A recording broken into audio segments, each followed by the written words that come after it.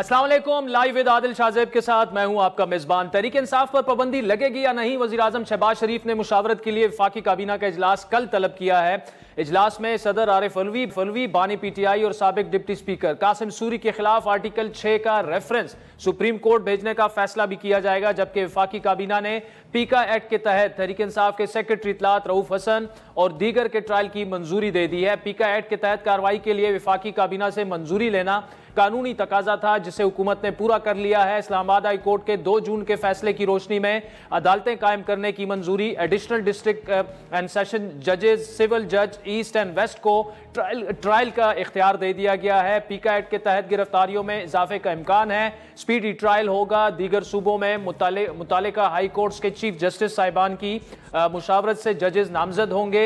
वजारत कानून की समरी पर वफाकी काबीना से मंजूरी हासिल की गई है। तहरीक इंसाफ पर पाबंदी का मामला गुज़श्ता एक हफ्ते से खबरों की जीनत बना हुआ है। सियासी और कानूनी मुबस्सिरीन की राय में इस मामले पर इख्तिलाफ राय पाया जाता है। एक हल्का तहरीक इंसाफ पर पाबंदी के हक में है, तो दूसरी जानिब किसी भी सियासी जमात पर पाबंदी की मुखालफत में दलाइल दिए जा रहे हैं। अपोजिशन जमातों के साथ साथ हुकूमती इत्तेहादी जमातें भी इस मामले पर खुलकर सामने नहीं आ रही हैं। हुकूमत की जानिब से दावा किया जा रहा है कि तहरीक इंसाफ मुल्क मुखालिफ सरगर्मियों में मुलव्विस है और इसके सबूत हुकूमत के पास मौजूद हैं। गुज़श्ता रोज बानी PTI से मंसूब यह बयान भी सामने आया कि उन्होंने इस बात का एतराफ़ कर लिया है कि बानी PTI ने GHQ के बाहर पुरअमन एहतजाज की कॉल खुद दी थी। गो के PTI इस बात की तरदीद कर रही है। इसके रद्द-ए-अमल में वफाकी वजीर इत्तलात अता तारड़ का यह कहना था कि बानी PTI ने दिफाई तनसीबात पर हमलों की मनसूबाबंदी का एतराफ़ कर लिया है। उन्होंने हमेशा इंतशार की सियासत और रियासत को नुकसान पहुंचाया। जमान पार्क दहशतगर्दों की तरबियत गाह बना रहा। IMF को डिफॉल्ट करने के लिए खत, उसके अलावा शोधा के यादगारों की बेहुरमती जैसे संगीन जुराइम किए। इस शरपसंद टोले के खिलाफ सख्त कार्रवाई मुल्क की सलामती का तकाजा है। पीपल्स पार्टी की नायब सदर सेनेटर शरी रमान के बकौल बानी PTI ने बिला आखिर यह भी मान लिया कि GHQ के सामने एहतजाज की कॉल उन्होंने दी थी। ये इतराफ़ जुर्म नहीं तो क्या है। वो मुसलसल पुरतशद्दुद एहतजाज का जिम्मेदार इदारों और हुकूमतों को ठहराया करते थे। बानी PTI के इस बयान के बाद तहरीक इंसाफ की मुश्किलात में इजाफा होता जा रहा है। गुज़श्ता रोज DG ISPR ने अपनी प्रेस कॉन्फ्रेंस में डिजिटल दहशतगर्दी में मुलव्विस अफराद के खिलाफ सख्त कार्रवाई का इंदिया दिया था। उनकी प्रेस कॉन्फ्रेंस में डिजिटल दहशतगर्दी को बज़ाहिर PTI से जोड़ा जा रहा है और इस सिलसिले में कार्रवाई का आगाज भी कर दिया गया है। गुज़श्ता रोज तहरीक इंसाफ के सेक्रेटेरिएट पर छापा मारकर FIA ने PTI के तर्जुमान रऊफ हसन और 15 कारकुनान को गिरफ्तार किया, जिन्हें आज अदालत ने 2 रोज़ा जिस्मानी रिमांड पर FIA के हवाले कर दिया है। बानी PTI और कारकुनान की गिरफ्तारी के खिलाफ PTI ने आज पार्लियामेंट के बाहर अलामती भूख हड़ताल की, जिसमें PTI की क़यादत समेत अरकान असम्बली की। इस मौके पर गुफ्तगू करते हुए PTI के रहनुमाओं ने क्या कहा, आप भी सुनिए। फॉर्म 47 की हुकूमत में, शहबाज शरीफ की हुकूमत में, मरियम नवाज की हुकूमत में उस किश्ती में इतना पानी आ चुका है कि उसको अभी बचाना नामुमकिन हो चुका है। पाकिस्तान तहरीक इंसाफ, जो सुप्रीम कोर्ट ने कहा कि एक सियासी जमात है, किसी तौर पर जो है ना इसको बैन नहीं किया गया है, इसके दफ्तर पे किस कानून के तहत हमला किया गया। दूसरी जानिब नून लीग के बाद पीपल्स पार्टी ने भी मखसूस नशिस्तों का फैसला सुप्रीम कोर्ट में चैलेंज कर दिया है। फारूक अजनाई की जानिब से दायर दरख्वास्त में 12 जुलाई का फैसला वापस लेने की इस्तदा करते हुए मौक़िफ़ अपनाया गया है कि सुन्नी इत्तेहाद कौंसिल के 80 अरकान में से कोई अदालत के सामने नहीं आया। PTI को बिन मांगे नशिस्तें दे दी गई। दरख्वास्त में सुन्नी इत्तेहाद कौंसिल, इलेक्शन कमीशन, नून लीग, MQM समेत दीगर को फरीक बनाया गया है। दरख्वास्त में मजीद मौक़िफ़ अपनाया गया है कि आइन वाज़ेह है, आज़ाद उम्मीदवारों की शमूलियत 3 दिन में ही हो सकती है। मखसूस नशिस्तें PTI को देने पर अदालत ने फरीकैन के दलाइल भी नहीं सुने। सुप्रीम कोर्ट मखसूस नशिस्तों के फैसले पर नजरसानी करे। इससे पहले नून लीग भी सुप्रीम कोर्ट में नजरसानी अपील दायर कर चुकी है। जजिस कमेटी ने 2-1 की अक्सरियत से नजरसानी दरख्वास्तें गर्मियों की तातीलात के बाद मुकर्रर करने का फैसला किया। पीपल्स पार्टी ने मखसूस नशिस्तों के मामले में तो मुस्लिम लीग नून की पैरवी की, लेकिन PTI पर पाबंदी के मामले में वो अभी तक नून लीग के साथ नहीं है। मुल्क में 2024 के इंतखाबात मुलतवी करने की बातें हो रही हैं, जबकि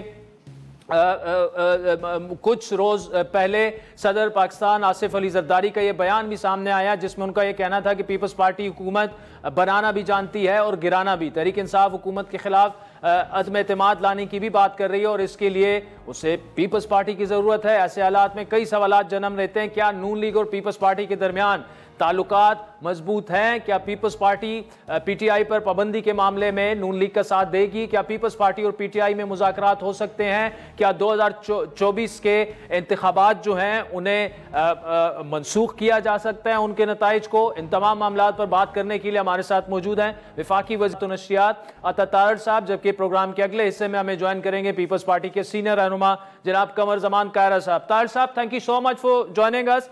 आपने शाम 6 बजे एक ट्वीट की कि इमरान खान ने दिफाई तनसीबात पर हमलों की मनसूबाबंदी का एतराफ़ किया है और इस शरपसंद टोले के खिलाफ सख्त कार्रवाई मुल्की सलामती का तकाजा है। पहले तो ये बताइएगा कि क्या आप कन्विंस हैं कि उन्होंने एतराफ़ किया? इस बात के क्या सबूत हैं? दूसरी बात, 9 मई के वाक़यात हुए, उसके बाद ना तो कोई सजाएं दी गई बल्कि मजीद बढ़ चढ़कर इस वक्त तहरीक इंसाफ जो है अपनी सियासत करने की पोजीशन में है। इमरान खान साहब ने सहाफ़ियों से गुफ्तगू की, उसके बाद सलमान अकरम राजा साहब आ जाए, उन्होंने इस बयान की वजाहत की। मगर क्या वजह है कि आज जब तफ्तीशी टीम ने कहा कि हमने पॉलीग्राफ टेस्ट करना है और कुछ और टेस्ट करने हैं, इसी बयान के हवाले से तो उन्होंने इनकार कर दिया।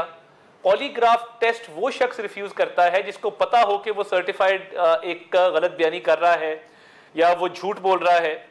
तो अगर वो सच्चे थे तो अच्छा था, पॉलीग्राफ टेस्ट करा लेते। मगर देखिए कि आज पॉलीग्राफ टेस्ट नहीं कराया गया और ये कहा जा रहा है कि जी मैंने ये बयान नहीं दिया था, तो ये पता लग जाता कि बयान दिया था कि नहीं दिया था। तो ये उनका बयान सामने आया है। और इससे पहले भी देखिए उनके तमाम family members core commander house Lahore के बाहर मौजूद थे, उनकी तीनों बहनें वहाँ मौजूद थी, उनके भांजे हसान न्याजी वहाँ मौजूद थे। पार्टी के लीडर्स कह रहे थे खान नहीं तो पाकिस्तान नहीं। पार्टी के लीडर्स कह रहे थे अपनी अपनी बताई हुई जगहों पर पहुंचे, मिशन पे पहुंचे, ऑब्जेक्टिव को अचीव करें। तो ये एक सोचा समझा मंसूबा था। और जिस मीटिंग में शफकत महमूद साहब ने इख्तिलाफ राय किया, उन्होंने कहा कि ये नहीं होना चाहिए और उन्होंने वहाँ पे कहा कि ये गलत फैसला हम कर रहे हैं। तो वो मीटिंग हुई, खान साहब ने चेयर की, ये सारी चीज़ें मौजूद हैं। तो आहिस्ता आहिस्ता उसके सबूत भी आ रहे हैं। तो इस बुनियाद पे हम कहते हैं कि खान साहब ने आज जो है वो इतराफ़ जुर्म किया है और ये कन्फेशनल स्टेटमेंट रिकॉर्ड होनी चाहिए तहकीकाती इदारे के। अच्छा, तहरीक इंसाफ पर पाबंदी का ऐलान आपने खुद किया था, फिर डार साहब ने कहा कि अभी उसका फैसला नहीं हुआ, अब काबीना का इजलास कल हो रहा है। तो इस हवाले से अब आपकी हुकूमत कहाँ खड़ी है? क्या पाबंदी लगाने के लिए कल फैसला हो जाएगा और सुप्रीम कोर्ट से फिर रुजू करेंगे? देखिए, एक तो बहुत बात वाज़ेह है कि एक असूली फैसला था तहरीक इंसाफ को बैन करने का। उस पर पीपल्स पार्टी का बयान भी आया। आपने देखा कि नैयर बुखारी साहब ने भी एक स्टेटमेंट दी कि हम हुकूमत के फैसलों में उनके साथ हैं।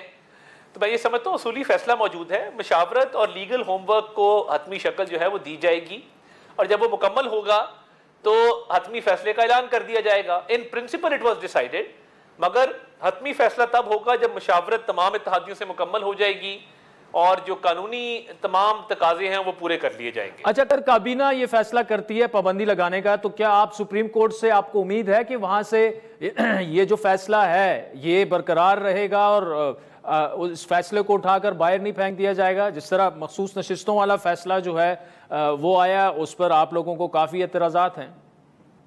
देखिए, मखसूस नशिस्तों पर तो बिन मांगे रिलीफ दिया गया। एक ऐसी पार्टी को रिलीफ दिया गया जो कोर्ट के सामने मौजूद ही नहीं थी। उन लोगों को दिया गया जिनके एफिडेविट मौजूद नहीं थे, जिन्होंने वो रिलीफ मांगा ही नहीं था, वो तो अपनी जगह पर।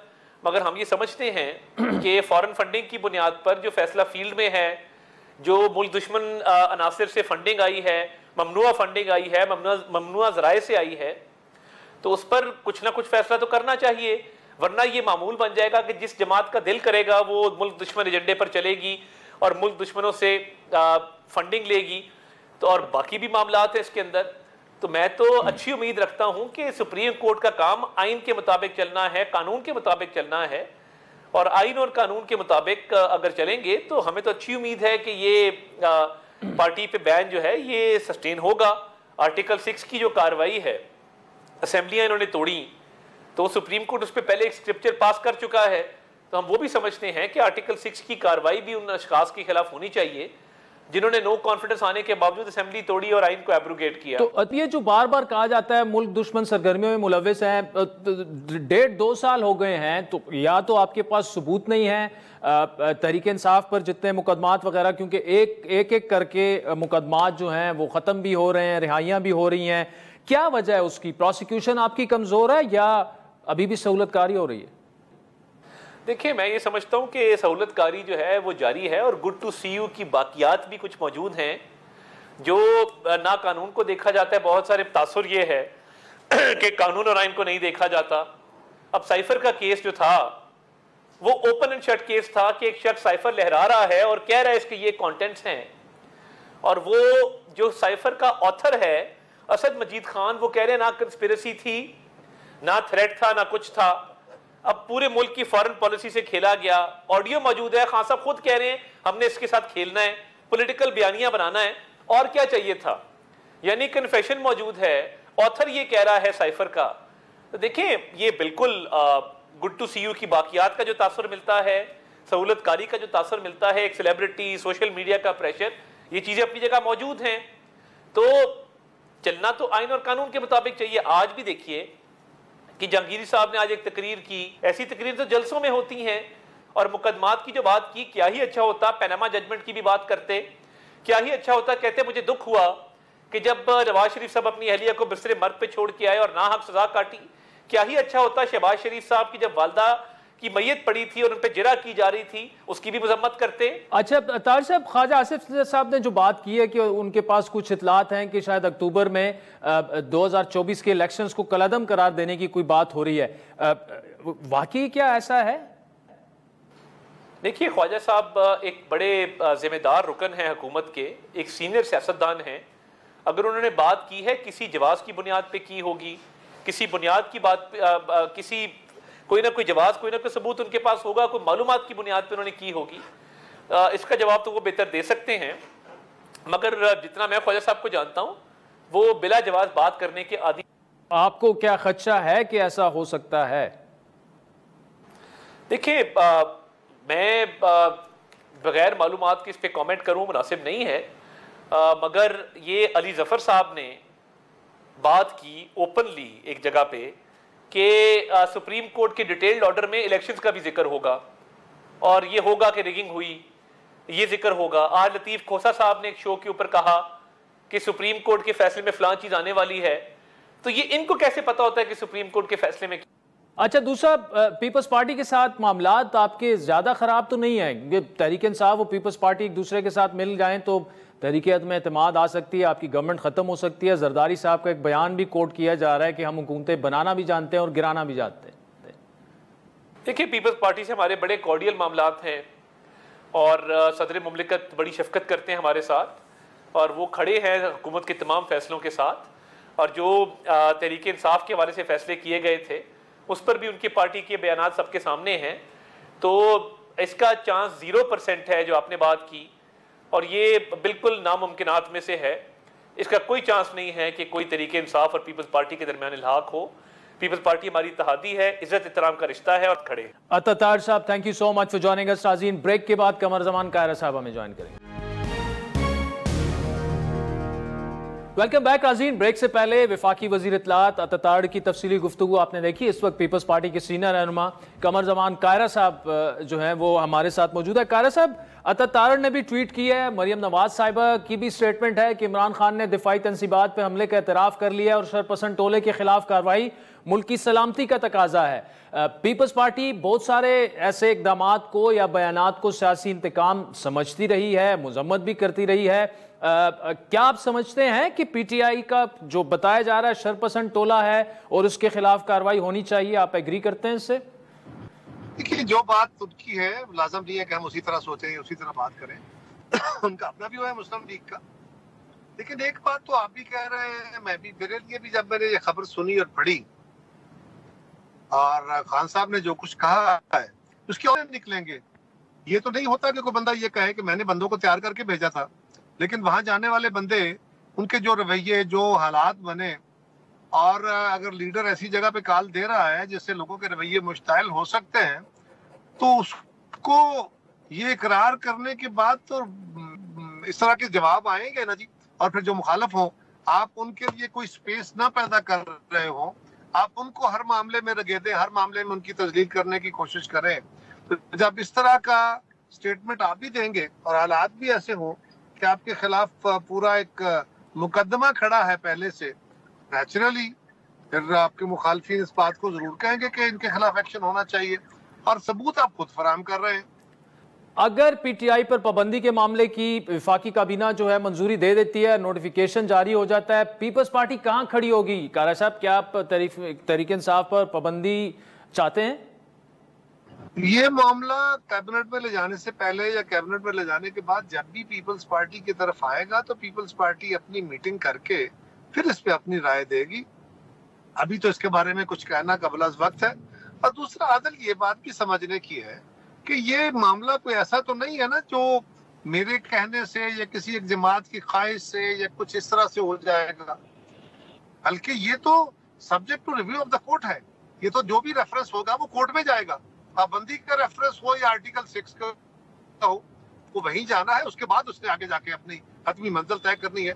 तो ये सुप्रीम कोर्ट के पास से होके गुजरेगा। तो मेरा नहीं ख्याल कि ये इससे कोई ऐसा तासर हो कि जी बड़ा जबर हो, जुल्म हो जाएगा। लेकिन मेरी जमात क्या फैसला करेगी उसके बारे में अभी मेरा कहना नामुनासिब है, क्योंकि जब ये मामला आएगा और हम सीसी में बैठेंगे तो फिर वहां अपनी राय दे।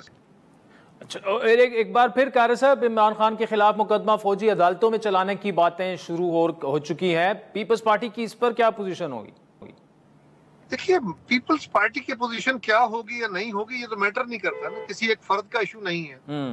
मिलिट्री कोर्ट्स में मुकदमे चलाने के लिए मखसूस कानून है, मखसूस जराइम है, जो उन दफात के तहत मुकदमे दर्ज होंगे या उस मुकदमे में आपको चार्जशीट किया जाएगा, उसी कानून के तहत उन्हीं अदालतों में वो केस सुने जाएंगे। ठीक, इमरान खान साहब हो या कोई और हो, ये तो अच्छा कारी साहब, बड़ी बात है। नून लीग के बाद पीपल्स पार्टी ने भी मखसूस नशिस्तों का फैसला सुप्रीम कोर्ट में चैलेंज कर दिया है, लेकिन शुरू में आपके कुछ रहनुमा ये समझते थे और ऑफ द रिकॉर्ड इस बात का एतराफ़ अभी भी करते हैं कि मखसूस नशिस्तें जो हैं पीटीआई का हक है। क्या आप समझते हैं कि मखसूस नशिस्तें जो हैं वो पीटीआई को अगर ना मिले तो फिर दूसरी जमातों को भी नहीं मिलनी चाहिए, उनका उस पर हक तो नहीं है? ये बड़ा गैर कानूनी फैसला, कानून से मावरा फैसला है। बिल्कुल, जहाँ कानून बड़ा वाज़े तौर पे कहता है, और ये जो है कि पीपल्स पार्टी को इतनी नशिस्तें मिलनी चाहिए थी और फलां को इतनी नशिस्तें मिलनी चाहिए थी, एक बड़ी अजीब सी इंटरप्रिटेशन हो रही है जो अदालत के अंदर भी होती रही कि जी इन जमातों की अपनी नशिस्तें कम है और उनको स्पेशल सीटें ज्यादा मिल रही हैं। अभी आपने भी यही फरमाया। तो ये तो बड़ा सिंपल सा कुलिया, इसको समझने की जरूरत है कि इसका प्रोपोर्शनेट क्या है और कैसे तय होना है। इसका प्रोपोर्शनेट तय ये नहीं होना कि आइन में लिखा है कि 5 सीटों पे एक स्पेशल सीट मिलेगी, नहीं। ये होगा कि जो जमातें इलेक्शन में हिस्सा लेके रिटर्न्ड जमातें बनेगी और उसकी बुनियाद पे वो पार्लिमानी पार्टी तश्कील देंगी, उस पार्लिमानी पार्टी को लोग ज्वाइन करके उनका तशख्खुस बनेगा। और जितनी जमातें, फर्ज करें 300 की असेंबली में से 200 लोगों ने पार्टी टिकट्स पे इलेक्शन लड़े या उन्होंने ज्वाइन कर ली और 100 मेंबर आजाद रहते हैं, वो किसी जमात को ज्वाइन नहीं करते, तो 200 मेंबरान का केस प्रोपोर्शनेट में फलां जमात ए को, बी को, सी को कितने परसेंट सीटें मिली हैं, उसके मुताबिक जितना उनका प्रोपोर्शनेट होगा उतने परसेंट लेडीज की और माइनॉरिटीज की सीटें उनको मिलनी है। ये पहले समझने की जरूरत है। ये एक तासर है कि जी देखे ये तो सीटें इनकी कम है, इनको ज्यादा सीटें दी जा रही हैं। टेक्निकली, मैं प्रैक्टिकली नहीं कह रहा, टेक्निकली अगर किसी वक्त ऐसा वक्त आ जाए कि सिर्फ एक फर्द किसी एक जमात का एक फर्द मुंतखब हो और वो पार्लिमानी पार्टी तश्कील दे और बाकी सारे मेंबर आजाद हो जाए, तो वो एक मेंबर को सारी सीटें चली जाएंगी, क्योंकि ये सीटें जमातों को जानी है जिनकी पार्लिमानी पार्टी होनी है। अदालत ने जो इंटरप्रिटेशन की है, ठीक है, अदालत का फैसला है, लेकिन हम समझते हैं कि ये फैसला दुरुस्त नहीं है। कारी साहब, आईपीपीस पर एक डिबेट चल पड़ी है। ताजिर सनतकार आईपीपीस के साथ होने वाले मुआहदों पर बोल रहे हैं, अरबों रुपए का मुल्क को नुकसान हो रहा है। आपकी जमात क्या समझती है, ये सारे मुआहदे जिस तरीके से हुए, और क्या ये रिविजिट हो सकते हैं? जी, गुजारिश ये है कि ये मुआहदे जब हुए थे उन हालात को पहले देखने की जरूरत है कि ये मुआहदे क्यों हुए। आज तो हर अक्लमंद शख्स खड़ा हुआ वो अवाम को मुश्तैल करने के लिए या उनको खुश करने के लिए इस तरह की बातें कर रहा है। एक साबिक वजीर जो रहे हैं केयर टेकर में और को साल भर बड़े इम्पोर्टेंट पोर्टफोलियोज उनके पास रहे, उन्होंने भी आजकल ये बात कहनी शुरू की है, काश अपने दौर में उन्होंने इस तहर्रुक किया होता, उन्होंने उस वक्त ये बात कही होती और अपनी हुकूमत को ये राय दे के उस पर कोई काम किया होता तो हमारे लिए आसानियां पैदा हो जाती। लेकिन अर्ज ये है कि जब IPPs का फैसला हुआ तो इसके पीछे रूह क्या थी? क्या ये फैसला किसी ने अपने शौक की खातिर किया? कुछ कहते हैं जी पैसे कमाने की खातिर किया। अच्छा जी, अगर किसी ब्यूरोक्रेट ने, सियासतदान ने, किसी टेक्नोक्रेट ने पैसे ही खाने थे तो पैसे खाने तो कोई ऐसा मसला नहीं है, वो तो हाइडल पार्क में भी प्लांट लगेगा तो कमीशन वाले कमीशन ले लेते हैं, सोलर का लगेगा तो उसमें से भी ले लेते हैं, बाकियों में भी ले लेंगे। सो ये तो कोई जवाब न रहा। सवाल ये है कि जब ये कारखाने लगे उस वक्त पाकिस्तान को एक्यूट शॉर्टेज थी और आपके मुल्क में कितने अरसे से भाषा डैम और जो दीगर डैम है इन पे काम शुरू है और काम नहीं हो रहा, इसलिए कि आपको आलमी इदारे उनके लिए फंडिंग नहीं दे रहे, उनकी साइट्स मुतनाज़ा है और कुछ साइट हमारी कौमी तौर पे तनाज़े का शिकार है। लिहाजा वो साइट मौजूद नहीं थी तो आपने पब्लिक सेक्टर में लाने थे, तो पब्लिक सेक्टर में गवर्नमेंट के पास उस वक्त इतनी स्पेस नहीं थी कि आपको और लोन मिल सकते। तो IPPs दुनिया भर का कानून है, को आपके मुल्क में रोका नहीं है। IPPs लगाए गए, IPPs की ऑफर हुई और जो पार्टियां जीती उन पार्टियों ने जीत के ये फैसला कर लिया, बिड्स जीत के, कि हम ये कारखाने लगाते हैं। ठीक। अब सवाल ये है कि वो कारखाने लगने के बाद या लगाते वक्त ये जो मुआहदा हुआ इसमें कैपेसिटी चार्जेस ये क्यों रखे गए? पहले तो याद रखिए कि पाकिस्तान जैसे मुल्क में जब कोई आता है इन्वेस्टमेंट करने तो उसका बहुत बड़ा रिस्क होता है, वो अपने रिस्क को कवर करता है अपने प्रॉफिटेबिलिटी में। दूसरी बात यह है कि जो ये कारखाने होते हैं बिजली के, बाकी चीजों के कारखाने तो प्राइवेट सेक्टर भी ले सकता है, पब्लिक सेक्टर भी ले सकता है, मल्टीपल बायर्स होते हैं। जब इन कारखानों का और कोई बायर नहीं होता, सिंगल बायर गवर्नमेंट है, आपने कारखाना लगाया है, मैं गवर्नमेंट हूं, मैंने बाय करना है, आप लगाने आते हैं, आप कहते हैं मैं 10 अरब रुपए की इन्वेस्टमेंट करने लगा हूं और कल आप हो सकता है, क्योंकि मैंने उसे आपको पाबंद करना है कि आप जब मुझे जरूरत होगी आप मुझे 80% बिजली देने के पाबंद होंगे। यानी 100 मेगावाट का आपने कारखाना लगाया, 80 मेगावाट आप हर वक्त अवेलेबल रखेंगे, यानी स्टैंड बाई रखेंगे। अब सवाल यह है, आपने कारखाना चलाना है, आपने बैंक फाइनेंसिंग करानी है, आपने पैसे लगाने हैं, आपने उसके ऊपर अपना मुलाजम रखने हैं, आपने उसको सारा स्टैंड बाई रखना है ना। अब अगर गवर्नमेंट उससे बिजली नहीं खरीदती, उसका कारखाना नहीं चलता और उससे बिल्कुल, तो फिर क्या करेंगे वो? फिर ये होगा कि उसको बैंक चार्जेस कौन देगा, उसका इंटरेस्ट कौन देगा, उसकी प्रिंसिपल पेमेंट कौन देगा, उसकी तनख्वाहें कौन देगा? तो उसने कहा जी मेरे साथ इंश्योर करें। तो ये बैठ के एक फार्मूले के तहत बाकायदा उनको रिस्क फैक्टर कवर करने के लिए एक सर्टेन परसेंटेज दी गई कि इतने परसेंट हम आपको पैसे, आपकी कैपेसिटी के 100% नहीं, 60% नहीं, इतने परसेंट पैसे हम आपको देंगे। चले कमर जमान कायरा साहब, शुक्रिया नाज़रीन। वक्त चाहता है एक ब्रेक का, जिसके बाद तहरीक इंसाफ के सीनियर रहनुमा बैरिस्टर अली जफर साहब हमें ज्वाइन करें। वेलकम बैक नाज़रीन। तहरीक इंसाफ की सियासी और कानूनी मुश्किलात में इजाफा होता जा रहा है और ऐसे में बानी PTI के जो बयान आया उसने एक नई बहस भी छेड़ दी है। गुज़श्ता रोज़ सहाफ़ियों से गुफ्तगू में अहम तनसीबात के सामने एहतजाज की कॉल देने का एतराफ़ करते हुए इमरान खान ने कहा कि मैंने GHQ के सामने पुरअमन एहतजाज की कॉल दी थी, लेकिन इसको उन्होंने बगावत बना दिया। बानी PTI के इस बयान ने जहां नई बहस को जन्म दिया है, वहीं मुश्किलात में भी इजाफा हो रहा है। तहरीक इंसाफ की इस बयान के बाद नून लीग और पीपल्स पार्टी इस बयान पर बानी PTI को तनकीद का निशाना बना रहे हैं। वज़ीर आला पंजाब मरियम नवाज का यह कहना है कि बिल आखिर 9 मई के मास्टरमाइंड ने मंसूबा साजी का एतराफ़ कर लिया।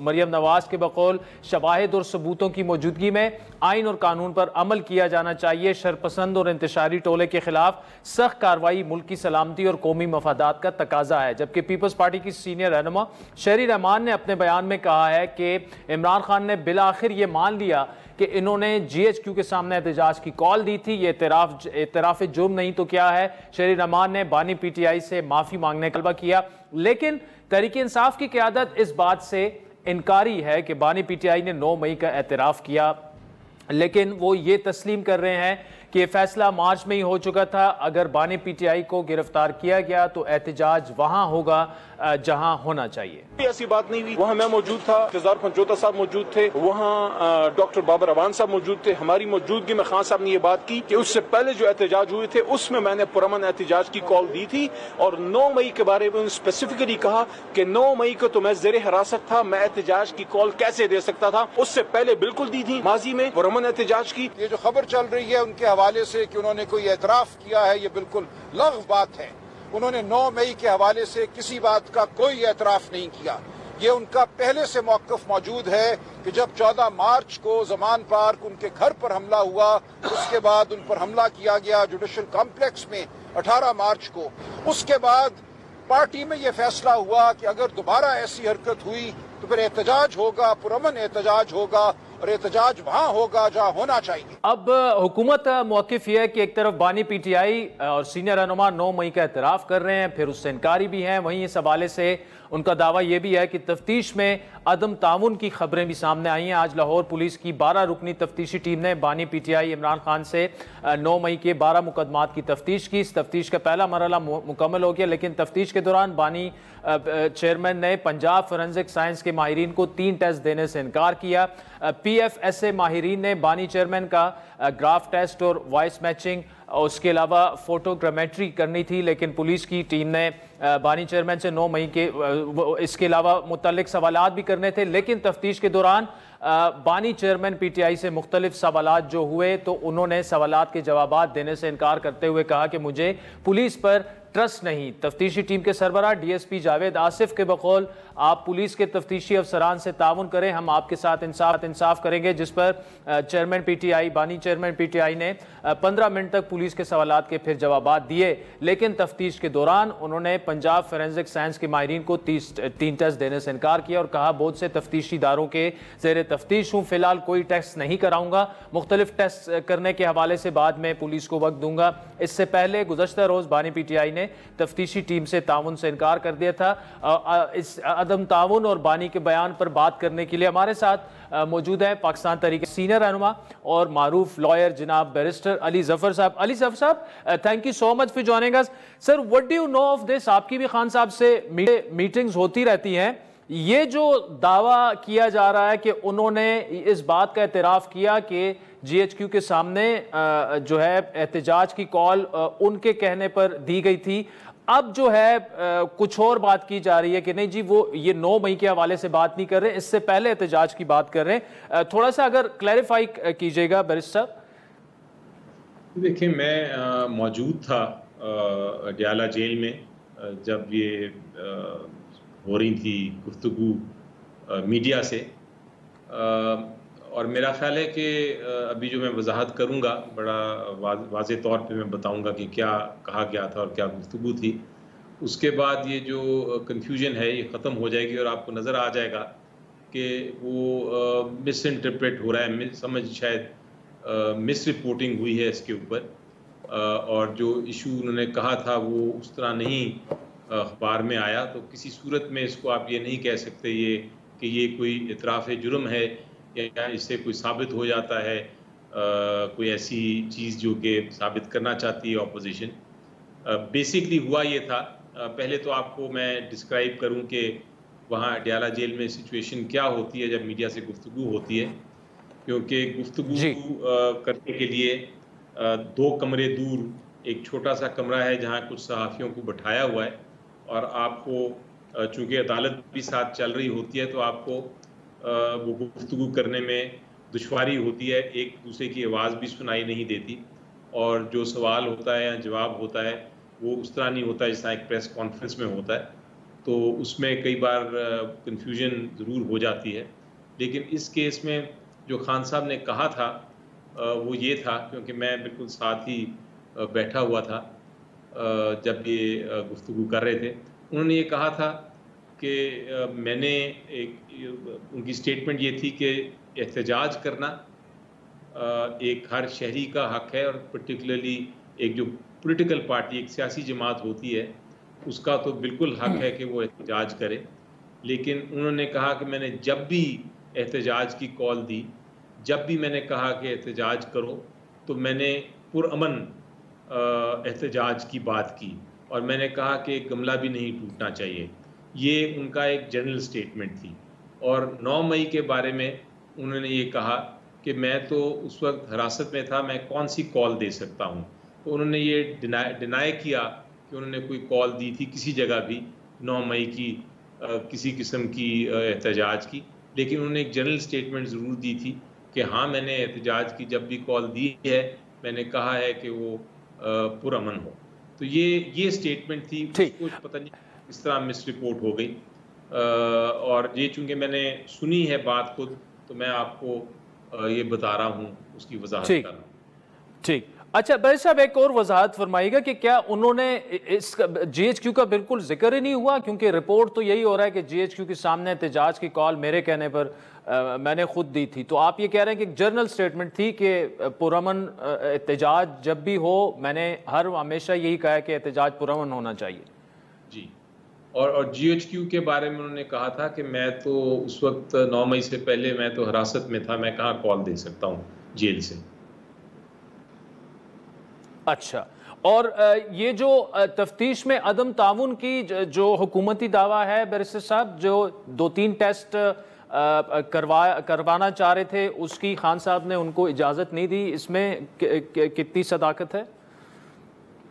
जी देखिए, ये मैं इनसे मिलूंगा तो, क्योंकि मेरे ये शायद जाने के बाद थी, या ये कल मेरी मुलाकात तो परसों हुई थी, तो मुझे नहीं पता कि इसके बाद क्या था। लेकिन मुझे इतना पता है कि इसी किस्म की खबर नैब ने दी थी, और नैब की इन्वेस्टिगेशन टीम ने ये भी कहा था कि उन्होंने इनकार किया है वो तोशा खाना की जो दूसरा केस है उसमें जवाब देने की।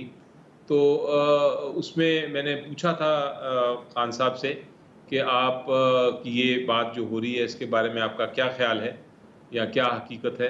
तो उन्होंने कहा कि नैब टीम आई थी, उन्होंने सवाल पूछे, और वही सवाल पूछे जो पहले तोशा खाना के पहले वाले केस में पूछे थे, और मैंने कहा कि मेरा वही जवाब है जो कि मैंने पहले केस में दिया था। तो उससे जाहिर होता है कि जो नैब ने जो इम्प्रेशन दिया कि उन्होंने इनकार किया था जवाब देने से, वो इम्प्रेशन दुरुस्त नहीं है। दूसरी बात यह है कि जहाँ तक ये कल का ताल्लुक है, मेरा अपना, चूँकि मेरी बात नहीं हुई तो मैं उसको वेरीफाई तो नहीं कर सकता, लेकिन मेरा अपना अंदाज़ा ये है कि उन्होंने ये इनकार नहीं किया होगा, उन्होंने जवाब दिए होंगे जो उनके सवालात पूछे।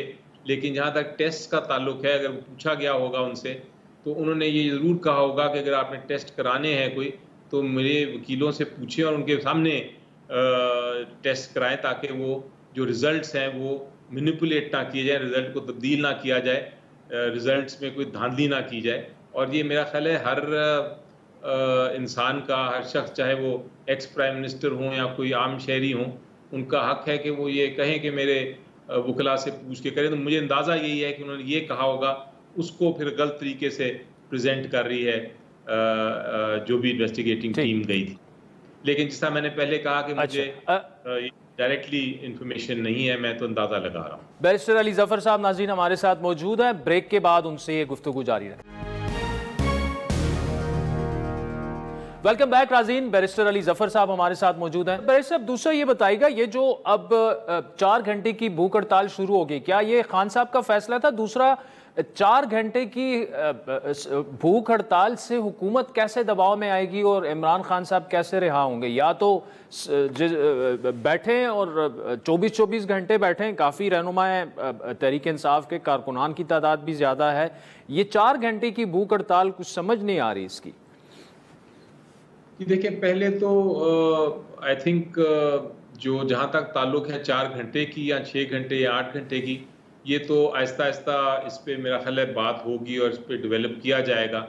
यकीनी तौर पे 4 घंटे की जो भूख हड़ताल है वो मुनासिब नहीं नज़र आती और उस पर काफ़ी गुफ्तगू भी हो रही है कि ये किस किस्म का हंगर स्ट्राइक है। लेकिन मेरा ख्याल है ज़्यादा ज़रूरी ये है, उस पर तो डेवलपमेंट सा मैंने कहा कि होगी, मज़ीद डिस्कशन के बाद उसको एक शेप दी जाएगी, कॉन्क्रीट शेप दी जाएगी। लेकिन इसका मकसद बहुत अहम है।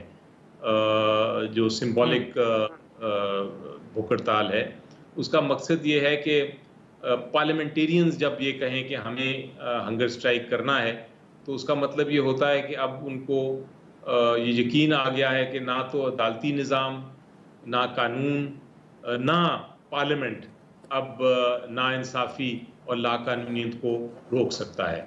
और अब डेस्परेशन में वो कर रहे हैं जो कि एक आम शहरी को करना पड़ता है जब उसके पास कोई और रास्ता ना हो। तो अब ये एक सिंबॉलिक एक तरह से प्ली है और ये फाइनल एक एक्शन है जिसके तहत ये कहा जा रहा है कि जनाब अब सब कुछ फेल होता जा रहा है, हमारे खिलाफ मुकदमे भी बनाए जा रहे हैं, हमारी ख़वातीन बच्चियों को उठा लिया गया है, जो काम कर रही थी वर्कर्स को उठा लिया गया है, हमारे जो सेनेटर्स हैं, पार्लियामेंटेरियंस हैं और शहरी हैं और वर्कर्स हैं वो पिछले सालों से 1 साल से वो किसी ट्रायल के बगैर वो जेलों में हैं। इमरान खान साहब के खिलाफ एक केस ख़त्म होता है, दूसरा नया डाल देते हैं, दूसरा ख़त्म होता है, तीसरा नया डाल देते हैं। इसी तरह हरासा किया जा रहा है, अभी तक टॉर्चर हो रहे हैं, लेकिन अदालती निज़ाम कुछ नहीं कर पा रहा, पार्लियामेंट कुछ नहीं कर पा रहा, मीडिया में ये बातें आती हैं लेकिन सेंसर हो जाती है। तो ये सारी चीज़ों का जो है रिएक्शन के बाद सिर्फ एक ही हल रह जाता है कि हंगर स्ट्राइक किया जाए। तो ये सिंबॉलिक है और मेरा ख्याल है इसको डेवलप करना है। मुझे अली जफर साहब आखिर में ठीक है सर, आखिर में बताइएगा कि जो सुप्रीम कोर्ट का भी तफसीली फैसला तो आना है मखसूस नशिस्तों पर, आपसे एक बात मंसूब की जा रही है कि जी आपने शायद कहीं पे कहा है कि उसमें 2024 के इंतखाबात का भी जिक्र होगा और जिसकी बेसिस पर फिर ख्वाजा आसिफ साहब ने कहा कि कलअदम करार देने की कोई तैयारियां शराइयां कोई शुनीद भी है। क्या ऐसी कोई बात हुई है? क्योंकि अगर हुई है तो उनका सवाल फिर ये है कि अली जफर साहब को कैसे पता है या लतीफ़ खोसा साहब को कैसे पता है कि फैसले में क्या तहरीर होने वाला है? देखिए, जहाँ तक डिटेल्ड फैसला है ये तो यकीनी तौर पे किसी को नहीं पता कि अंदर क्या आएगा। लेकिन अगर आप कानून जानते हों और आपने प्रोसीडिंग्स सुनी हों, जो प्रोसीडिंग्स हुई थी, और आपने शॉर्ट ऑर्डर भी पढ़ा हो, तो आपको एक बात तो नज़र आ जाती है और वो ये है कि सुप्रीम कोर्ट ने इस बार फैसला किया है कि जो कुछ वाक़यात हुए और जो हालात पैदा हुए इलेक्शन तक, उसमें वो अपनी अब आंखें बंद नहीं रखेंगे, वो आंखों पे पट्टी नहीं बांधेंगे। वो अब जो उनके पास ताकत है आर्टिकल 187 की, जिसमें वो कंप्लीट जस्टिस कर सकते हैं, यानी कि पूरा इंसाफ दे सकते हैं, वो अब उस ताकत को इस्तेमाल करते हुए ऑर्डर्स फरमाएंगे। और उसमें उन्होंने ये भी देखा है, मेरी नज़र में हो सकता है कि वो उस पर रीजनिंग मुख्तलिफ दें, लेकिन मेरी नज़र में उन्होंने ये भी देखा है कि इलेक्शन कमीशन ऑफ पाकिस्तान ने ये जो गलतियां की हैं और शायद जानबूझ के की हैं और इलेक्शन को उन्होंने कंट्रोवर्शियल बनाया है और उसमें सिंबल की अपने सुप्रीम कोर्ट की जजमेंट की भी गलत तशरीह की है। और उसके बाद उन्होंने फोर्स किया पीटीआई के कैंडिडेट्स को कि वो सुन्नी इत्तेहाद को ज्वाइन करें, ये भी फोर्स किया कि वो इंडिपेंडेंट लड़ें और मुख्तलिफ सिंबलों के साथ लड़ें। तो ये सब कुछ देखते हुए हो सकता है कि वो इलेक्शन कमीशन ऑफ पाकिस्तान को जिम्मेदार ठहराएं। ये लॉजिकल है, ये मंतक है। जो शॉर्ट ऑर्डर है उससे अक्साब कर सकते हैं कि डिटेल ऑर्डर में ये होगा। तो ये ऐसी मकसद है कि एक मंतकी अंदाज़ा है। ये हतमी नहीं है कि उस ऑर्डर में क्या होगा डिटेल्ड ऑर्डर में, लेकिन ये एक नज़र आता है और मेरा ख्याल है किसी भी एक्सपर्ट से आप पूछेंगे तो उसको ये नज़र आएगा कि यही वजूहात बयान की जाएंगी डिटेल्ड फैसलों में। बैरिस्टर अली जफर साहब, thank you so much for joining आज के प्रोग्राम पर। फीडबैक जरूर दीजिएगा। हमारा ट्विटर हैंडल है @आदिल शाहज़ेब। इजाजत दीजिए, खुदा हाफिज़।